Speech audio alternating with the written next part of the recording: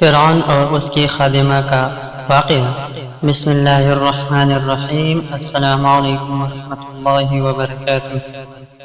حضور اکرم صلی اللہ علیہ وآلہ وسلم شب معراج میں بیت المقدس کی طرف جاتے ہوئے مصر کے قریب ایک مقام سے گزرے تو انہیں نہایت ہی اعلیٰ اور زبردست خوشبو آنے لگی۔ آپ صلی اللہ علیہ وآلہ وسلم نے حضرت جبرائیل علیہ السلام سے پوچھا کہ یہ خوشبو کیسی ہے؟ جواب ملا کہ فرعون کی بیٹی کی باندی مشاط اور اس کی اولاد کی قبر سے آ رہی ہے۔ پھر حضرت جبرائیل علیہ السلام نے اس کا قصہ بیان کیا کہ مشاط فرعون کی بیٹی کی خادمہ تھی اور وہ خفیہ طور پر اسلام لا چکی تھی۔ ایک دن فرعون کی لڑکی کو کنگھی کرتے ہوئے اس کے ہاتھ سے اتفاقاً کنگھی گر پڑی۔ وہ اٹھانے لگی تو اس کی زبان سے بے ساختہ بسم اللہ نکل گیا۔ اس پر شہزادی نے کہا کہ تو نے آج عجیب کلمہ بولا، رب تو میرے باپ فرعون ہی ہے، تو پھر تم نے یہ کس کا نام لیا ہے؟ اس نے جواب دیا، فرعون رب نہیں بلکہ رب وہ اللہ ہے جو مجھے اور تجھے اور خود فرعون کو روزی دیتا ہے۔ شہزادی نے کہا، اچھا تو میرے باپ کے سوا کسی اور کو اپنا رب مانتی ہے؟ اس نے جواب دیا، ہاں ہاں، میرا تیرا اور تیرے باپ سب کا رب اللہ تعالی ہی ہے۔ شہزادی نے اپنے باپ سے کہلوایا، وہ سخت غضبناک ہوا اور اسی وقت اسے دربار بلوایا اور کہا، کیا تو میرے سوا کسی اور کو اپنا رب مانتی ہے؟ اس نے کہا کہ میرا اور تیرا رب اللہ تعالی ہی ہے جو بلندیوں اور بزرگی والا ہے۔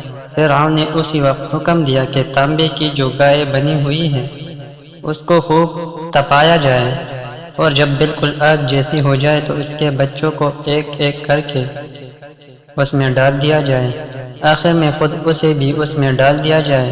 چنانچہ وہ گرم کی گئی۔ جب آگ جیسی ہو گئی تو حکم دیا کہ اس کے بچے کو ایک ایک کر کے اس میں ڈالنا شروع کرو۔ اس نے کہا، بادشاہ ایک درخواست میری منظور کر، وہ یہ کہ میرے اور میرے ان بچوں کی ہڈیاں ایک ہی جگہ ڈال دینا۔ اس نے کہا، اچھا تیرے کچھ حقوق ہمارے ذمے ہیں اس لیے یہ منظور ہے۔ اس کی دونوں بچیاں اس کی آنکھوں کے سامنے اس میں ڈال دی گئی اور فوراً جل کر راکھ ہو گئی۔ پھر سب سے چھوٹے کی باری آئی جو ماں کی چھاتی سے لگا ہوا دودھ پی رہا تھا۔ فرعون کے سپاہیوں نے اسے گھسیٹا تو اس نیک بندی کی آنکھوں تلے اندھیرا چھا گیا۔ اللہ تعالیٰ نے اس بچے کو اسی وقت زبان دے دی اور اس نے بآواز بلند کہا، اماں جان افسوس نہ کر، اماں جان ذرا بھی پس و پیش نہ کرو، حق پر جان دینا ہی سب سے بڑی نیکی ہے۔